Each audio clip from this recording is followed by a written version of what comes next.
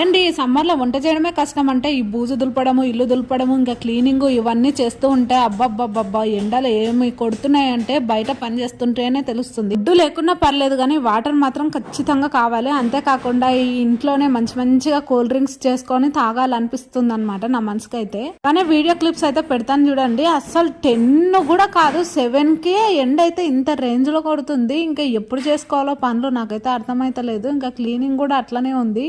పోనీ ఈ పిల్లలతోనే తనలాడుకుంటూ ఈ ఎండలో తిప్పలు పడడం ఎందుకు అన్ని వదిలేద్దాం అంటే మనసేమో ఒప్పుకుంటలేదు. ఇంకా అందుకనే కష్టమైన ఇష్టంగా చేసుకుంటున్నా. పనులన్నీ కంప్లీట్ చేసేసుకుని ఇంట్లోకి వచ్చి ముందు ఫ్రెష్ అయిపోయి ఈ షర్బత్ అయితే చేసుకున్నా. ఇంట్లో వాటర్ మిలన్ ఉంది, కొత్తగా ఏం చేయాలి అంటే షర్బత్ అంట. ఇది టేస్ట్ చాలా బాగుంటుంది, సూపర్ డూపర్. అంటే చూద్దాం ఎలా ఉంటుందో అని వాటర్ మిలన్ ఉంది కదా అని ట్రై చేసా.